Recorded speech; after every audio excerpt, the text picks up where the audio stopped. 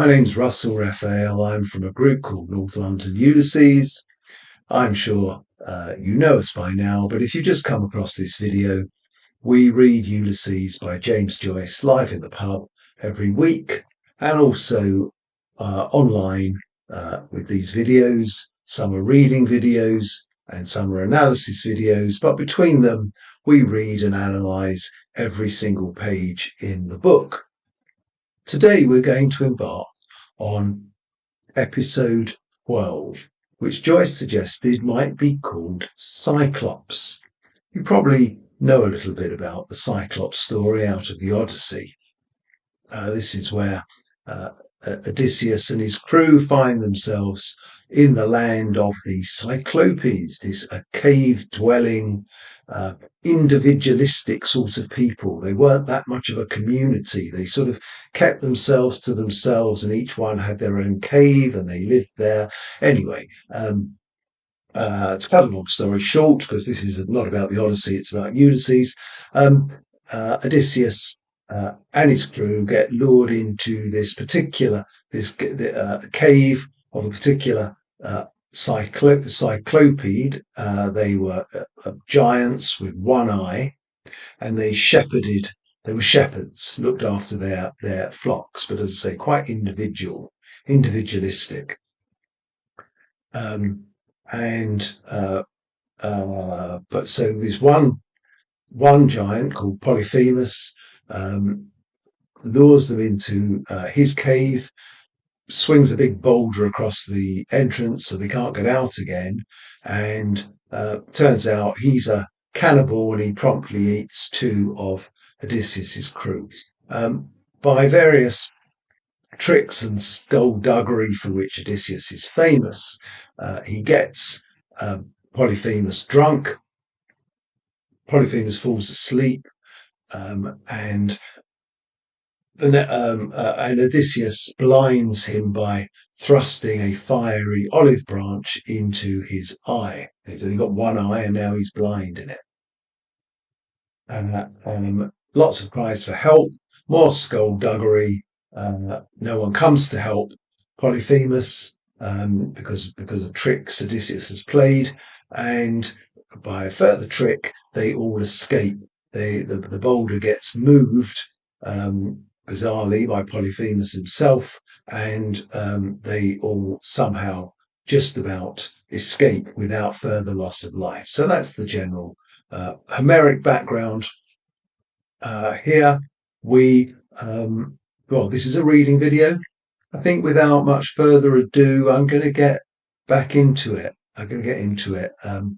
Joyce suggested the bodily organ for this episode is muscle. This is about strength and power and vigour.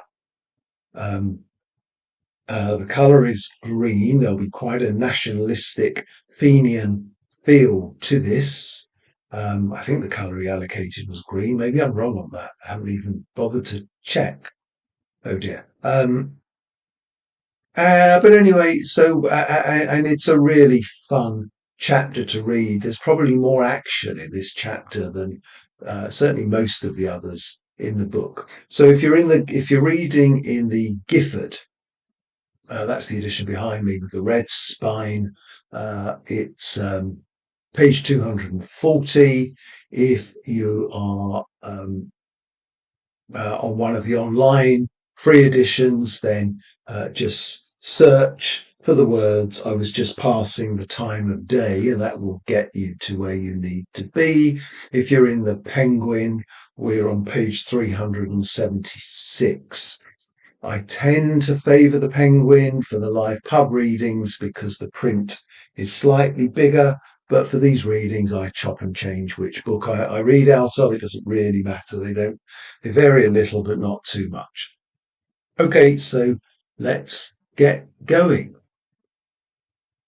I was just passing the time of day with old Troy of the DMP at the corner of Harbour Hill there, and be damned but a bloody sweep came along, and he near drove his gear into me eye. I turned around to let him have the weight of me tongue, when who should I see dodging along Stony Batter? Only Joe Hines. "Oh, Joe," says I, "how you blowing?" Did you see the bloody chimney sweep near shoved me eye out with his brush? Ah, such luck, says Joe. Who's the old ballocks you're talking to? Oh, Troy, says I, was in the force. I'm in two minds not to give that feller in charge for obstructing the thoroughfare with his brooms and ladders. What are you doing round these parts, says Joe. Ah, devil a much, says I. There's a bloody big foxy thief beyond the garrison church at the corner of Chicken Lane. Old Troy was just giving me a winkle about him. Lifted any God's quantity of tea and sugar to pay 3 bob a week. Said he had the farm in the county down, off a hop of me tongue, by the name of Moses Herzog, over there, near Haighesbury Street. Circumcised, says Joe. Aye, says I, bit off the top. No plumber named Gertie. I'm hanging on to his toe now for the past fortnight, and I can't get a penny out of him. That's the lay you're on now, says Joe. Aye, says I, out of mighty fallen, collector of bad and doubtful debts. Ah, but that's the most notorious bloody robber you'd meet in a day's walk, and the face on him.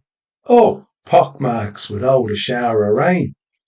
Tell him, says he, I dare him, says he, and I double dare him to send you round here again, or if he does, says he, I'll have him summoned up before the court, so will I, for trading without a licence. And he after stuffing himself till he's fit to burst. Jesus, I had to laugh at the little Jewy getting his shirt out. He drink me my teas, he eat me my sugars, because he no pay me my monies.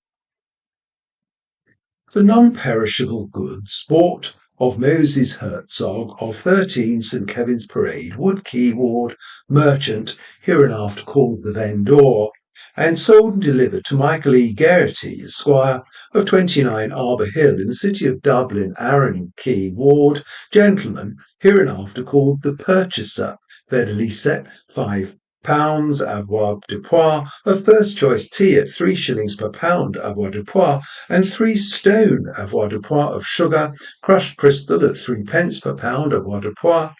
The said purchaser debtor to the said vendor of £1 5 shillings and 6 pence sterling for value received, which amount shall be paid by said purchaser to said vendor in weekly instalments every 7 calendar days of 3 shillings and no pence sterling. And the said non-perishable goods shall not be pawned, or pledged, or sold, or otherwise alienated by the said purchaser, but shall remain and be held to be the sole and exclusive property of the said vendor, to be disposed of at his good will and pleasure, until the said amount shall have been duly paid by the said purchaser to the said vendor, in the manner herein set forth, as this day hereby agreed between the said vendor, his heirs, successors, trustees, and assigns of the one part, and the purchaser, his heirs, successors, trustees, and assigns of the other part. Are you strict TT? Says Joe. I'm not taking anything between drinks, says I. What about paying our respects to our friend? Says Joe. Who, says I? Sure, he's in John of God's off his head, poor man. Drinking his own stuff, says Joe. Aye, says I. Whiskey and water on the brain. Come round to Barney Kiernan, says Joe. I want to see the citizen. Barney Maverines beer, says I. Anything strange or wonderful, Joe? It's a word, says Joe. I was up at that meeting in the City Arms. What meeting was that, Joe, says I. Cattle traders, says Joe. About the foot and mouth disease. I want to give the citizen the hard word about it.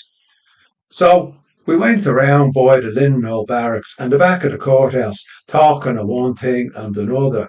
Decent fella, Joe, when he has it, but sure like that he never has it.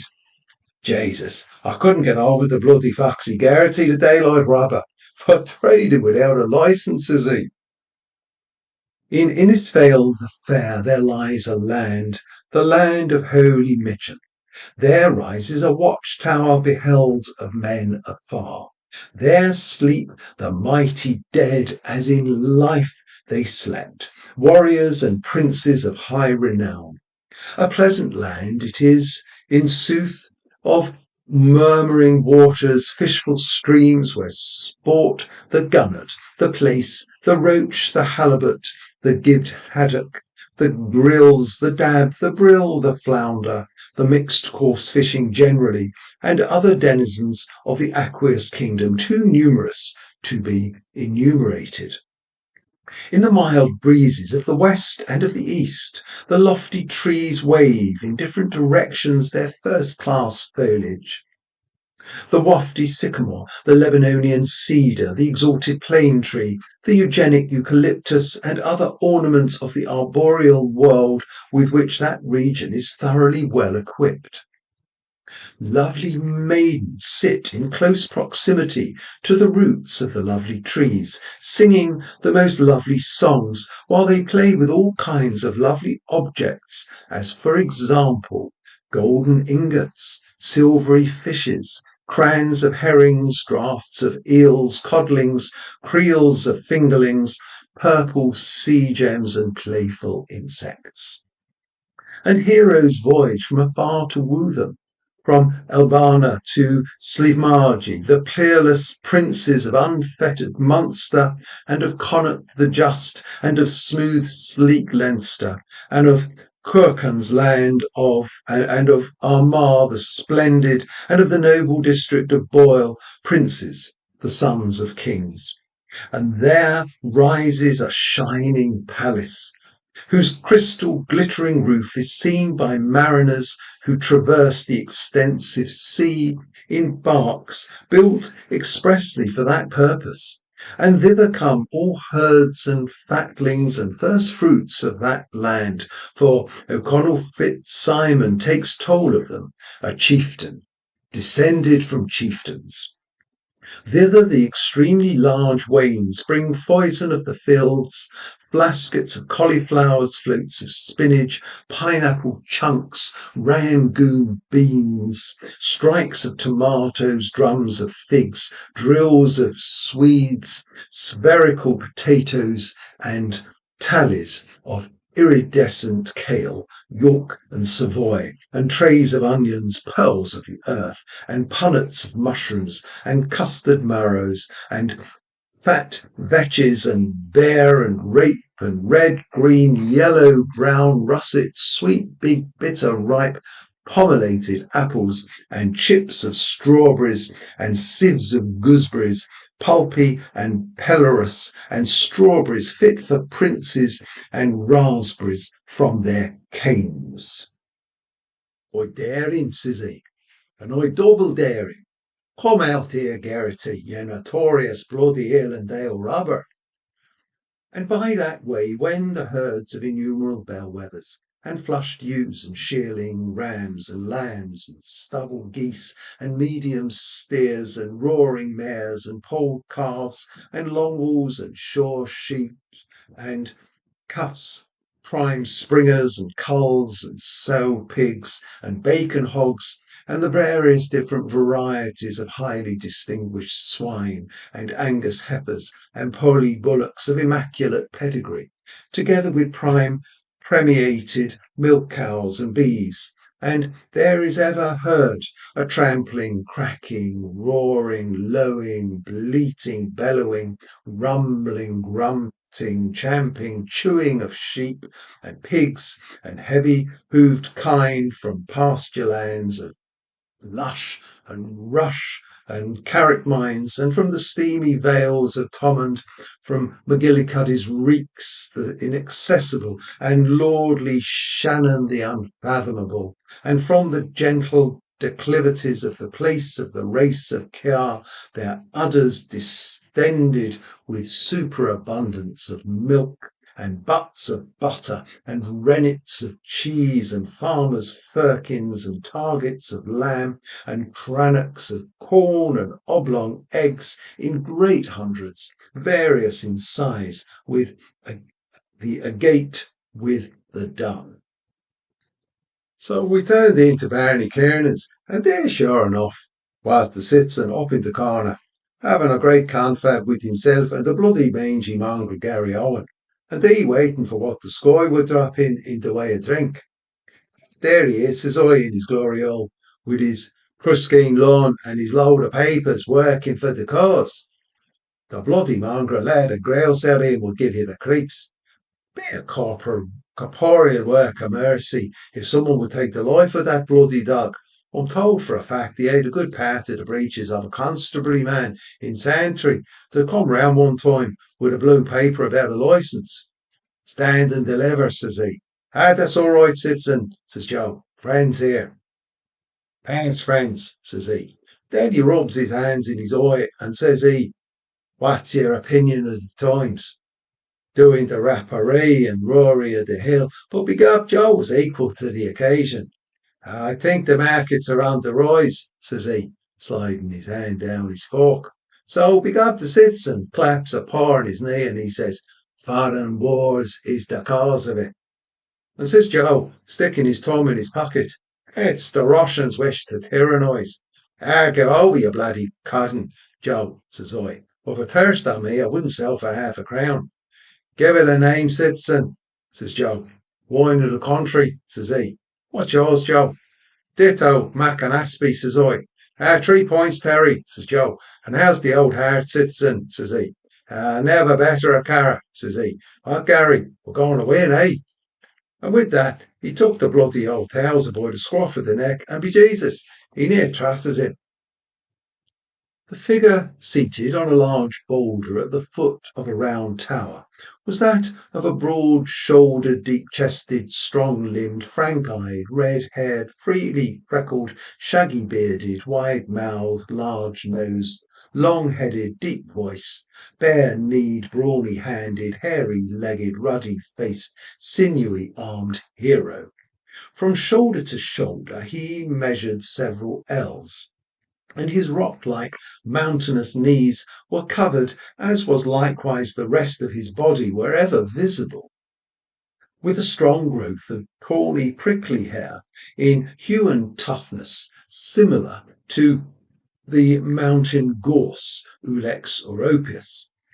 The wide-winged nostrils from which bristles of the same tawny hue projected were of such capaciousness that within their cavernous obscurity the field lark might easily have lodged her nest. The eyes, in which a tear and a smile strove ever for the mastery, were of the dimensions of a good-sized cauliflower. A powerful current of warm breath issued at regular intervals from the profound cavity of his mouth, while in rhythmic resonance the loud, strong, hail reverberations of his formidable heart thundered rumblingly, causing the ground, the summit of the lofty tower, and the still loftier walls of the cave to vibrate and tremble. He wore a long unsleeved garment of recently flayed oxhide, reaching to his knees in a loose kilt, and this was bound about his middle by a girdle of plaited straw and rushes. Beneath this he wore trews of deerskin roughly stitched with gut. His nether extremities were encased in high balbriggan buskins dyed in lichen purple, the feet being shod with brogues of salted cowhide laced with windpipe of the same beast. From his girdle hung a row of sea stones, which dangled at every movement of his portentous frame, and on these were graven with rude yet striking art the tribal images of many Irish heroes and heroines of antiquity. Colcallan, Con of 100 battles, Niall of 9 hostages, Brian of Kincurra, the Ardrí Malachy, Art McMurrough, Shane O'Neill, Father John Murphy, Owen Rowe, Patrick Sarsfield, Red Hugh O'Donnell, Red Jim McDermott, Sogarth Ewan O'Growney, Michael Dwyer, Francie Higgins, Henry Joy McCracken, Goliath, Horace Wheatley, Thomas Conniff, Peg Woffington, the village blacksmith, Captain Moonlight, Captain Boycott, Dante Alighieri, Christopher Columbus, St. Fursa, St. Brendan, Marshall McMahon, Charlemagne, Theobald Wolfe Tone, the mother of the Maccabees, the last of the Mohicans, the Rose of Castile, the man for Galway, the man that broke the bank at Monte Carlo, the man in the Gap, the woman who didn't, Benjamin Franklin,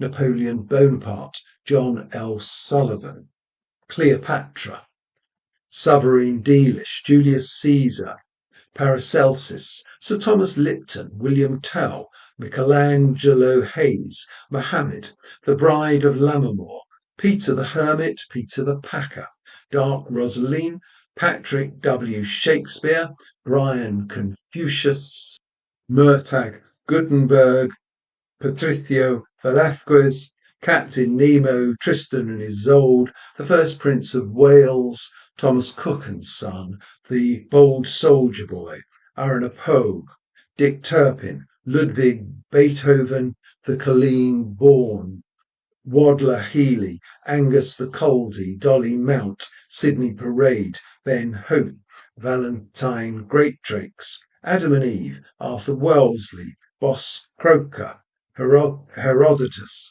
Jack the Giant Killer, Gautama Buddha, Lady Godiva, the Lily of Killarney, Valor of the Evil Eye, the Queen of Sheba, Aki Nagel, Joe Nagel, Alexander of Alta, Jeremiah O'Donovan Rosa, Don Philip O'Sullivan Beer. A couched spear of acuminated granite rested by him, while at his feet reposed a savage animal of the canine tribe, whose stertorous gasps announced that he was sunk in uneasy slumber, a supposition confirmed by hoarse growls and spasmodic movements which his master repressed from time to time by tranquilizing blows of a mighty cudgel, rudely fashioned out of Paleolithic stone. So anyhow, Terry brought the 3 points Joe was standing, and begot the sight nearly left me eyes when I saw him land out a quid. Oh, as true as I'm telling you, a good-looking sovereign. And there's more where that came from, says he. Were you robbing the poor bucks, Joe, says I. Sweat to me brow, says Joe. 'Twas the prudent member gave me the wheeze. I saw him before I met you, says I, sloping around up Hill Lane and Great Street with his cod's eye counting up all the guts of the fish. Who comes through Mitchen's land, bedight in sable armour? O Bloom, the son of Rory, it is he. Impervious to fear is Rory's son, he of the prudent soul. But the old women of Princes Street, says the citizen, the subsidised organ, the pledge-bound party on the floor of the house. And look at this blasted rag, says he. Look at this, says he. The Irish Independent, if you please, founded by Parnell to be the working man's friend. Listen to the births and deaths in the Irish All for Ireland Independent, and I'll thank you, and the marriages. And he starts reading them out. Gordon, Banfield Crescent, Exeter, Redmayne of Ilfley, St Anne's-on-Sea, the wife of William T. Redmayne, of a son. How's that, eh? Wright and Flint, Vincent Gillett, to Rota Marion, daughter of Rosa, and the late George Alfred Gillett, 179 Clapham Road, Stockwell, Playwood and Ridsdale of St Jude's, Kensington, by the very Reverend Dr. Forrest, Dean of Worcester, eh? Deaths: Bristow of Whitehall Lane, London, Carr, Stoke Newington, of gastritis and heart disease, Cockburn at the Moathouse, Chepstow. Oh, I know that fella, says Joe, from bitter experience. Cockburn, Dempsey, wife of Davy Dempsey, late of the Admiralty. Miller, Tottenham, aged 85. Welch, June 12 for 35 Cannon Street, Liverpool. Isabella Helen. How's that for a national press, eh? Me brown son. How's that for Martin Murphy, the Bantry jobber? Well, says Joe, handing round the booze. Thanks be to God they had the start of us. Drink that, citizen. I will, says he. Honourable person. Help, Joe, says I, and all down the phone. Ah, don't be talking. I was blue mouldy for the want at that point. Declare to God, I could hear it hit the pit of my stomach with a click. And lo, as they quaffed their cup of joy, a godlike messenger came swiftly in, radiant as the eye of heaven, a comely youth, and behind him there passed an elder of noble gait and countenance, bearing the sacred scrolls of law, and with him his lady wife, a dame of peerless lineage, fairest of her race. Little Alf Berrigan popped in round the door and hid behind Barney snug, squeezed up with the laughing. And who was sitting up there in the corner that I hadn't seen being snoring drunk, blind to the world, only Bob Darren. I didn't know what end was up, and Alf kept making signs out the door, and begob, what was it? Only the bloody old pantaloon Dennis Breen in his bat slippers with his two bloody big books tucked under his oxter, and the wife hot foot after him. Unfortunate wretched woman, trotting like a poodle. Thought Alf would split. Look at him, says he. Breen, he's traipsing all round Dublin with a postcard someone sent him, with UP up on it, to take a, and he doubled up. Take a what? Says I. Libel action, says he, for £10,000. Oh, says I. The bloody mongrel began to prep to growl, to put the fear of God in you, seeing something was up, but the citizen gave him a kick in the ribs. Be the hush, says he. Oh, says Joe. Breen, says Alf. John Henry Manson's, and then we went round to Collis and Ward's, and then Tom Ratchford met him and sent him round to the sub-sheriffs for a lack. Oh, a pay laughing. Pay up. The long fella gave him an eye as good as the process, and now the bloody old lunatic's gone round to Green Street to look for a G-man. Ah, when is Long John going to hang that fella in Mountjoy? Says Joe. Bergen, says Bob Durham, waking up. Is that Alf Bergen? Yes, says Alf. Hanging. Oh, wait till I show you. Here, Terry, give us a pony. The bloody old fool. £10,000. You should have seen Long John's eye. You pay up. And he started laughing. What are you laughing at? Says Bob Durham. Is that Bergen? Hurry up, Terry boy, says Alf. Terence O'Ryan heard him and straightway brought him a crystal cup full of the foaming Eben ale, which the noble twin brothers Bung Ivor and Bung Ardilon brew ever in their divine ale vats, cunning as the sons of deathless leader. For they garner the succulent berries of the hop and mass and sift and bruise and brew them, and they mix therewith sour juices and bring the must to the sacred fire, and cease not night or day from their toil, those cunning brothers, lords of the vat. Then did you, chivalrous Terence, hand forth as to the manner born that nectarous beverage, and you offered the crystal cup to him that thirsted, the soul of chivalry, in beauty akin to the immortals. But he, the young chief of the Obergans, could ill brook to be outdone in generous deeds, and but gave therefore with gracious gesture a testoon of costliest bronze. Thereon embossed in excellent smith work was seen the image of a queen of regal port, scion of the house of Brunswick, Victoria, her name, her most excellent majesty, by grace of God, of the United Kingdom of Great Britain and Ireland, and of the British dominions beyond the sea, Queen, Defender of the Faith, Empress of India, even she who bore rule, a victress over many peoples, the well-beloved, for they knew and loved her from the rising of the sun to the going down thereof, the pale, the dark, the ruddy, and the Ethiop. What's that bloody Freemason doing? Says the citizen, prowling up and down outside. What's that? Says Joe. Here you are, says Alf, chucking out the rhino. Talking about hanging, I'll show you something you never saw. Hangman's letters, look at here. So he took a bundle of wisps of letters and envelopes out his pocket. Are you codding, says I. Stinging, says Alf, read them. So Joe took up the letters. What are you laughing at? Said Bob Doran.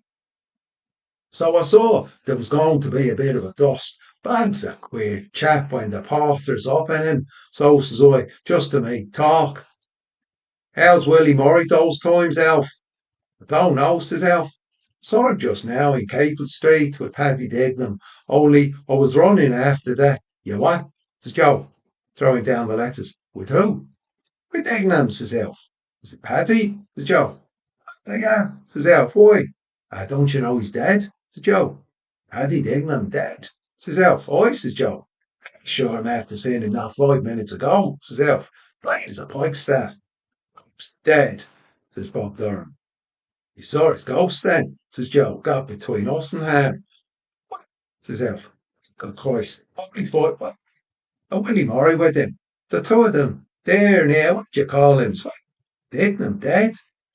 About Dignam, said Bob Durham. Who's talking about dead? Says Alf. He's no more dead than you are. Maybe so, says Joe. They took the liberty of burying him this morning anyhow. Paddy, says Alf. Oi, says Joe. Back to death of nature, God be merciful to him. Good Christ, says Alf. Begob, he was what you might call flabbergasted.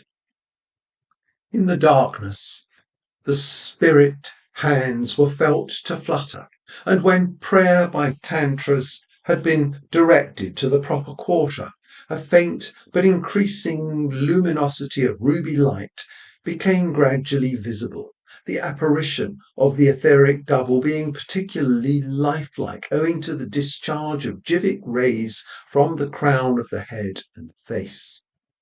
Communication was effected through the pituitary body and also by means of the orange fiery and scarlet rays emanating from the sacral region and solar plexus. Questioned by his earth name as to his whereabouts in the heaven world, he said he was now on the path of pralaya, or return, but was still submitted to trial at the hands of certain bloodthirsty entities on the lower astral levels. In reply to a question as to his first sensations in the great divide beyond, he stated that previously he had seen in a glass darkly, but that those who had passed over had summit possibilities of atmic development opened up to them. Interrogated as to whether life there resembled our experience in the flesh, he stated that he had heard from more favoured beings now in the spirit that their abodes were equipped with every modern home comfort, such as telefona, alavata, hatakalda, wataklazat, and that the highest adepts were steeped in waves of volupcy of the very purest nature. Having requested a quart of buttermilk, this was brought and evidently afforded relief. Asked if he had any message for the living, he exhorted all who were still at the wrong side of Maya to acknowledge the true path, for it was reported in divanic circles that Mars and Jupiter were out for mischief on the eastern angle where the ram has power.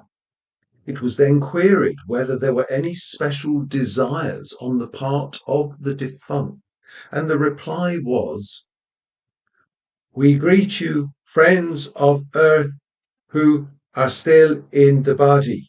Mine CK doesn't pile it on." It was ascertained that the reference was to Mr. Cornelius Kelleher, manager of Messrs. H.J. O'Neill's popular funeral establishment, a personal friend of the defunct, who had been responsible for the carrying out of the interment arrangements. Before departing, he requested that it should be told to his dear son Patsy that the other boot which he had been looking for was at present under the commode in the return room, and that the pair should be sent to Cullen's to be sold only as the heels were still good. He stated that this had greatly perturbed his peace of mind in the other region and earnestly requested that his desire should be made known. Assurances were given that the matter would be attended to, and it was intimated that this had given satisfaction. He is gone from mortal haunts, O Dignam, son of our morning. Fleet was his foot on the bracken, Patrick of the beamy brow. Wail, Bamba, with your wind, and wail, O ocean, with your whirlwind. There he is again, says the citizen, staring out. Oh, says I. Blown, says he. He's on point duty, up and down there, for the last 10 minutes. I pick up, I saw his physic do a peep in and then slither off again. Little Alf was not bad, always. Faith he was. God Christ, says he. I could have sworn it was him. And says Bob Darren, with the hat in the back of his pole, lowest blackguard in Dublin when he's under the influence. Who said Christ is good? I beg your parsnips, says Alf. Is that a good Christ, says Bob Darren, to take away poor little Willie Dignam? Ah, well, says Alf, trying to pass it off. He's over all his troubles. But Bob Darren shouts out of him, he's a bloody ruffian, I say, to take away poor little Willie Dignam. Terry came down and tipped him to Wayne to keep quiet. They didn't want that kind of talk in the respectable licensed premises. And Bob Darren starts doing the weeps about Paddy Dignam, true as you dare. The finest man, says he, snivelling, the finest, purest character. The tear is bloody near your eye. Talking through his bloody hat, fitter for him to go home to the little sleepwalking bitch he married, Mooney, the bum bailiff's daughter. Mother kept a kip in Hardwick Street. They used to be stravaging about the landings. Benton Lyons told me that he was stopping there at 2 a.m. without a stitch on her, exposing her person, open to all comers, fair field and no favour. The noblest, the truest, says he. And he's gone. Poor little Willie, poor little Paddy Dignam. And mournful and with a heavy heart, he bewept the extinction of that beam of heaven. Oh, Gary Owen started growling again at Bloom, that was sleeking round the door. Ah, come on, he won't eat you, said the citizen. So Bloom slopes in with his cod's eye on the dog, and he asked Terry, was Martin Cunningham there? Oh, Christ, McCown, says Joe, reading one of the letters. Listen to this, will you? And he starts reading out one. 7 Hunter Street, Liverpool, to the High Sheriff of Dublin, Dublin. Honoured Sir, I beg to offer my services in the above-mentioned painful case. I hanged Joe Gann in Buccleuch Jail on the 12th of February 1900, and I hanged, show us Joe, says I, Private at the Chase for foul murder of Jesse Tilsit in Pentonville Prison, and I was assistant when, Jesus, says I, Billington executed the awful murderer, Paul Smith. The setzer made a grab for the letter. Old lad, says Joe, I've a special knack of putting the noose. Once in, he can't get out. Hoping to be favoured, I remain honoured, sir. My terms is 5 guineas. H. Rumbold, Master Barber. And a barbarous bloody barbarian he is too, says the citizen. And a dirty scrawl of a wretch, says Joe. Here, says he, take the hell to him out of me sight. Alf. Hello, Bloom, says he, what'll you have? So they started arguing about the point, and Bloom saying he wouldn't and couldn't and excuse him, no offence and all to that. And then he said, well, he'll just take a cigar. Gob, he's a prudent member and no mistake. Give us one of your prime stinkers, Terry, says Joe. And Alf was telling us there was one chap sent in the morning card with a black border round it. The old barbers, says he, from the black country, that would hang their own fathers for 5 quid down and travelling expenses. And he was telling us there's two fellas waiting below to pull his heels down when he gets the drop and choke him properly, and then they chop up the rope after and sell the bits for a few bob a skull. In the dark land they bide, the vengeful knights of the razor. Their deadly coil they grasp, yea, and therein they lead to Erebus whatsoever wight hath done a deed of blood, for I will on no wise suffer it, even so saith the Lord. So they started talking about capital punishment, and of course Bloom comes out with the why and the wherefore and all the codology of the business, and the old dog's smelling him all the time. I'm told those Jewies does have a sort of queer odour coming off them for the dogs about, I don't know, with all the deterrent effect and the so forth and the so on. There's one thing it hasn't a deterrent effect on, says Elf. It's that, says Joe.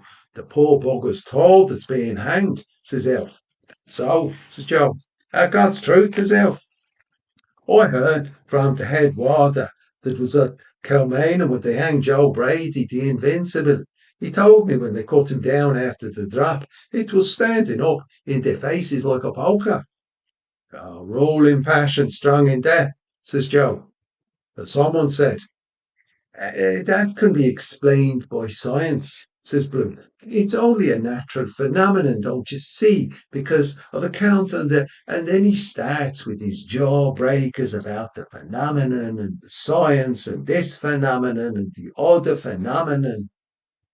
The distinguished scientist, Herr Professor Luitpold Blumenduft, tendered medical evidence to the effect that the instantaneous fracture of the cervical vertebrae and consequent scission of the spinal cord would, according to the best approved traditions of medical science, be calculated to inevitably produce in the human subject a violent ganglionic stimulus of the nerve centres, causing the pores of the corporea cavernosa to rapidly dilate in such a way as to instantaneously facilitate the flow of blood to that part of the human anatomy known as the penis or male organ, resulting in the phenomenon which has been dominated by the faculty a morbid upwards and outwards philoprogenitive erection in articulo mortis per diminutionem capitis. So, of course, the citizen was only waiting for the wink of the word, and he starts gassing out of him about the Invincibles and the Old Guard and the Men of 67 and Who Fears to Speak of 98, and Joe with him about all the fellas that were hanged, drawn, and transported for the cause by Drumhead, Court Martial, and the New Ireland, and the New this, and the New the other. Talking about New Ireland. You ought to go and get a new dog, so he ought. Mangy, ravenous brute, sniffing and sneezing all round the place and scratching his scabs, and round he goes to Bob Darren, that was standing out for half one, sucking up for what he could get. So, of course, Bob Darren starts doing the bloody fall with him. Oh, give us the paw, give the poor doggy, a good old doggy, give us the paw here, give us the paw. Bloody end to the poor and all, and Alf trying to keep him from tumbling off the bloody stall atop of the bloody old dog, and he talking all kinds of drivel about training by kindness and thoroughbred dog and intelligent dog, give you the bloody pip. Then he starts scraping a few bits of old biscuit out of the bottom of the Jacob's tin he told Terry to bring. He galloped it down like old boots, and his tongue hanging out of him a yard long for more. Narrate the tin and all hungry bloody mongrel. And the citizen and Bloom having an argument about the point. The brothers Shears and Wolf Tone beyond on Arbor Hill, and Robert Emmett and Die for Your Country, and Tommy Moretorch about Sarah Curran, and She's Far from the Land, and Bloom, of course, with his knock me down cigar, putting on swank, and his lardy face, phenomenon. The fat EP marriage is a nice old phenomenon with a back on her like a ball alley. Time they were stopping in the City Arms, Pisabert told me there was an old one there with a cracked Ludermon of a nephew, and Bloom trying to get the soft side of her by doing the mollycoddle, playing physique to come on for a bit with the wampum in her will, and not eating meat of a Friday because the old one was always thumping her craw and taking the lout out for a walk. And one time he led him the rounds of Dublin, and by the Holy Family he never cried crack till he brought him home as drunk as a boiled hell, and he said he did it to teach him the evils of alcohol. And by herrings, if the three women didn't near roast him, it's a queer story. The old one, Bloom's wife and Mrs. O'Dowd, that kept the hotel. Jesus, I had to laugh at piss about, taking him off, chewing the fat, and Bloom with his but don't you see, and but on the other hand, and sure more be token, the lout I'm told was in powers after the blenders round in Cope Street, going home footless in a cab 5 times in the week after drinking his way through the samples in the bloody establishment. Phenomenon. The memory of the dead, says the citizen, taking up his pint glass and glaring at Bloom. Oi, oi, says Joe. You don't grasp my point, said Bloom. What I mean is, Sinn Fein, said the citizen. Sinn Fein, Owain. The friends we love are by our side, and the foes we hate before us. The last farewell was affecting in the extreme. From the belfries far and near, the funereal death bell tolled unceasingly, while all around the gloomy precincts rolled the ominous warning of 100 muffled drums, punctuated by the hollow booming of pieces of ordnance. The deafening claps of thunder and the dazzling flashes of lightning, which lit up the ghastly scene, testified that the artillery of heaven had lent its supernatural pomp to the already gruesome spectacle. A torrential rain poured down from the floodgates of the angry heavens upon the bared heads of the assembled multitude, which numbered at the lowest computation 500,000 persons.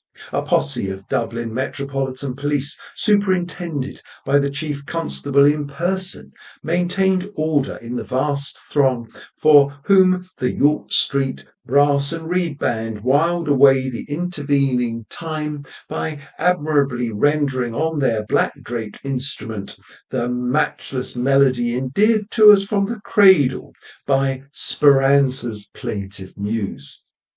Special quick excursion trains and upholstered charabancs had been provided for the comfort of our country cousins, of whom there were large contingents. Considerable amusement was caused by the favourite Dublin street singers, Noman and Mulligan, who sang the night before Larry was stretched in their usual mirth-provoking fashion. Our two inimitable drolls did a roaring trade with their broadsheets among lovers of the comedy element, and nobody who has a corner in his heart for real Irish fun without vulgarity will grudge them their hard-earned pennies. The children of the male and female foundling hospital, who thronged the windows overlooking the scene, were delighted with this unexpected addition to the day's entertainment, and a word of praise is due to the Little Sisters of the Poor for their excellent idea of affording the poor fatherless and motherless children a genuinely instructive treat. The vice-regal house party, which included many well-known ladies, were chaperoned by their excellencies to the most favourable positions on the grandstand, while the picturesque foreign delegation known as Friends of the Emerald Isle was accommodated on a tribune directly opposite. The delegation present in full force consisted of Commendatori Baci Benny Benoni, the semi-paralysed doyen of the party, who had to be assisted to his seat by the aid of a powerful steam crane, Monsieur Pierre-Paul Petitpeton, the grand joker, Vladimir Pocket Handkerchief, the Archjoker Leopold Rudolf von Schwarzenberg-Hodenthaler, Countess Mara Viraga Casajoni Putrapetti, Hiram Y. Bombust, Count Athanatos Caramelopoulos, Ali Baba Bakshish Rahat Lokam Effendi, Signor Hidalgo Caballero Dom Peccadillo y Palabrasi Paternoster de la Malora de la Malaria, Poco Harakiri, Hai Hung Chung, Olaf Kopper-Kedelson, Meinherr Trik von Tromps, Pen Polax Padiliski, Gusbond Prokster Krachina Brichenisic, Herr Horhausdirektor Präsident Hans Churchley Sturley, National Gymnasium Museum Sanatorium Suspendorium, Ordinary Private Concentrator General History Special Professor Dr. Kriegfried Uber-Allgemein. All the delegates, without exception, expressed themselves in the strongest possible heterogeneous terms concerning the nameless barbarity with which they had been called upon to witness. An animated altercation in which they all took part ensued among the FOTIE as to whether the 8th or 9th of March was the correct date of birth of Ireland's patron saint. In the course of the argument, cannonballs, scimitars, boomerangs, blunderbusses, stinkpots, meat choppers, umbrellas, catapults, knuckle dusters, sandbags, lumps of pig iron were resorted to, and blows were freely exchanged. The baby policeman, Constable McFadden, summoned by special courier from Booterstown, quickly restored order and with lightning promptitude proposed the 17th of the month as the solution equally honourable for both contending parties. The ready-witted nine-footer's suggestion at once appealed to all and was unanimously accepted. Constable McFadden was heartily congratulated by all the FOTEI, several of whom were bleeding profusely. Commendatore Benny Benoni, having been extricated from underneath the presidential armchair, it was explained by his legal adviser, Avvocato Pagamimi, that the various articles secreted in his 32 pockets had been abstracted by him during the affray from the pockets of his junior colleagues in the hope of bringing them to their senses. The objects, which included several hundred ladies' and gentlemen's gold and silver watches, were promptly restored to their rightful owners, and general harmony reigned supreme. Quite unassumingly, Rumbold stepped onto the scaffold in faultless morning dress and wearing his favourite flower, the Gladiolus cruentus. He announced his presence by that general Rumboldian cough, which so many have tried unsuccessfully to imitate, short, painstaking, yet withal so characteristic of the man. The arrival of the world-renowned headsman was greeted by a roar of acclamation from the huge concourse, the viceregal ladies waving their handkerchiefs in their excitement, while the even more excitable foreign delegates cheered vociferously in a medley of cries. Oh, Banzai, Elgen, Zivio, Chin Chin, Pola Cronia, Hip Hip, Viva, Allah! Amid which the ringing Viva of the delegate of the land of song, a high double F, recalling those piercingly lovely notes with which the eunuch Catalani beglamoured our great-great-grandmothers, was easily distinguishable. It was exactly 17 o'clock. The signal for prayer was then promptly given by megaphone, and in an instant all heads were bared, the commendatore's patriarchal sombrero, which had been in the possession of the family since the Revolution of Rienzi, being removed by his medical adviser in attendance, Dr. Pippi. The learned prelate who administered the last comforts of holy religion to the hero martyr when about to pay the death penalty knelt in a most Christian spirit in a pool of rainwater, his cassock above his hoary head, and offered up to the throne of grace fervent prayers of supplication. Hard by the block stood the grim figure of the executioner, his visage being concealed in a 10-gallon pot with two circular perforated apertures through which his eyes glowered furiously.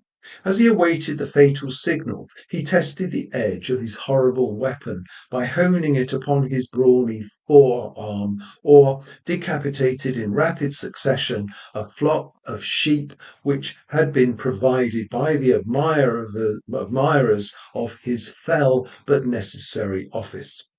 On a handsome mahogany table near him were neatly arranged the quartering knife, the various finely tempered disemboweling appliances, specially supplied by the world-famous firm of cutlers, Messrs. John Round and Sons, Sheffield, a terracotta saucepan for the reception of the duodenum, colon, blind intestine and appendix, etc., when successfully extracted, and two commodious milk jugs destined to receive the most precious blood of the most precious victim. The house steward of the Amalgamated Cats and Dogs Home was in attendance to convey these vessels when replenished to that beneficent institution. Quite an excellent repast, consisting of rashers and eggs, fried steak and onions done to a nicety, delicious hot breakfast rolls and invigorating tea, had been considerately provided by the authorities for the consumption of the central figure of the tragedy, who was in capital spirits when prepared for death, and evinced the keenest interest in the proceedings from beginning to end. But he, with an abnegation rare in these our times, rose nobly to the occasion, and expressed the dying wish, immediately acceded to, that the meal should be divided in aliquot parts among the members of the Sick and Indigent Roomkeepers' Association as a token of his regard and esteem.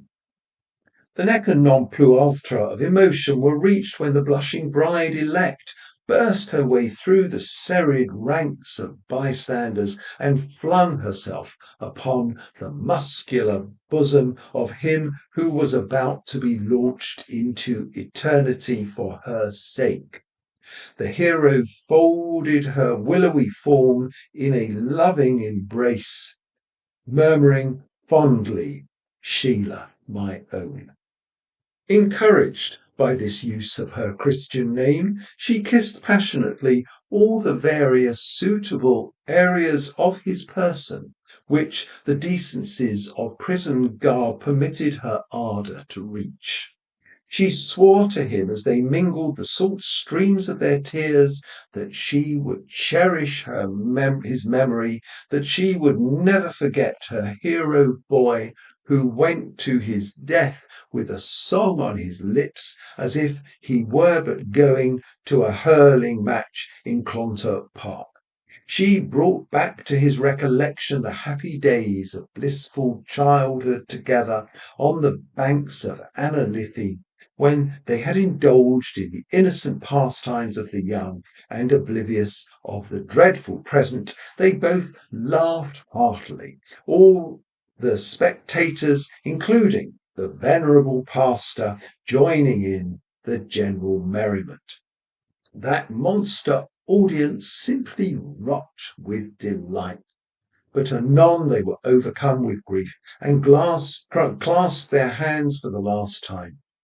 A fresh torrent of tears burst from their lachrymal ducts, and the vast concourse of people, touched to the inmost core, broke into heart-rending sobs not the least affected by the aged prebendary himself. Big, strong men, officers of the peace, and genial giants of the Royal Irish Constabulary were making frank use of their handkerchiefs, and it was safe to say there was not a dry eye in that record assemblage.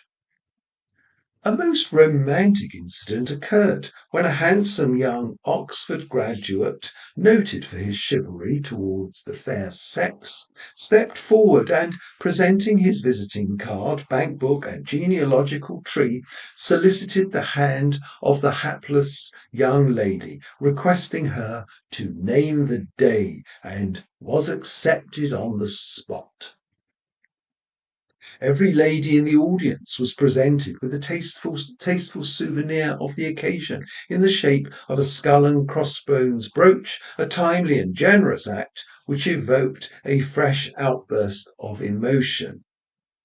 And when the gallant young Oxonian, the bearer, by the way, of one of the most time-honoured names in Albion's history, placed on the finger of his blushing fiancée an expensive engagement ring with emeralds set in the form of a four-leafed shamrock, excitement knew no bounds. Nay, even the stern Provost Marshal, Lieutenant Colonel Tompkin Maxwell French Mullen Tomlinson, who presided on the sad occasion, he who had blown a considerable number of sepoys from the cannon mouth without flinching, could not now restrain his natural emotion. With his mailed gauntlet he brushed away a furtive tear, and was overheard by those privileged burghers who, happening to be in his immediate entourage, to murmur to himself in a faltering undertone, "God blimey, if she ain't a clink of that there bleeding tart. Blimey, it makes me kind of bleeding cry straight, it does, when I sees her, 'cause I thinks of my old mash tab what's waiting for me down Limehouse Way." There I'll pause. We're about a third of the way through the chapter. There's really no convenient place to stop. It just moves on and on. So you'll have seen that what a fascinating, funny, interesting chapter. You'll have noticed we've got two narrators, which I will talk about extensively in the analysis video for this section. One of the narrators is there in the bar recounting the events, and the other, generally referred to as the parodist, is taking those events and lampooning them, giganticizing them, as we shall discuss in the analysis video. So I'll leave it there. Next time, I think I'll do this over 3 videos, the reading. And look forward to seeing you for the analysis and for further readings. I'm Russell Raphael from North London Ulysses, and wishing you well. See you again soon. Bye bye.